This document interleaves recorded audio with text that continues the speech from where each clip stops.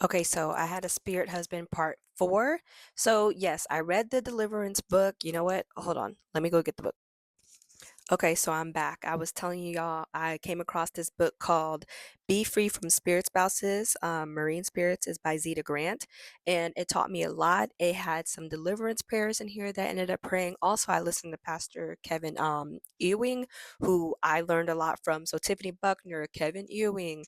There's a lot of great pastors that talk about spirit spouses. I know not everybody in the church believes in it. There's Christians who don't believe in spirit spouses, but if you think about Genesis, um, the book of Genesis, how the fallen angels came down and reproduced with humans and made a race of giants. Like it's that same thing. They're obsessed with us. Human women are so beautiful that spirits want to cohabitate with us. But in the name of Jesus, they cannot. So to get back to the dream, I read this book. I prayed the deliverance prayers that are in the book, and I started to see some breakthrough in the areas of my life. I was finally able to have a consistent celibacy journey. I ended up, before I got married, I was, by the grace of God, I was celibate for 7 years.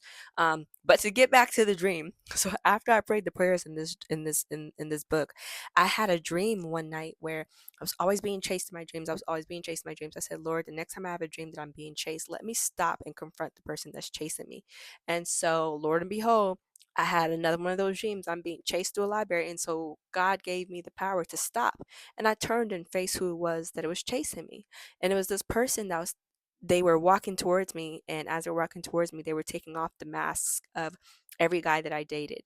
And so they were saying, it's been me all along. It's been me all along. They were taking off the face of this person and that person, every person that I had dated. And it was a spirit that was saying it was me all along.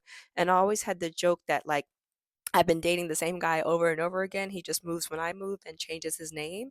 And it turns out actually that was quite prophetic. It's true. I was dating a familiar spirit. If you have a type, it's because you're finding that same spirit in different people, or that same spirit is coming after you through different people. And, maybe sometimes those spirits lead you towards unsuccessful relationship, because even if this demonic spirit lets you date, it's not going to let you date happily.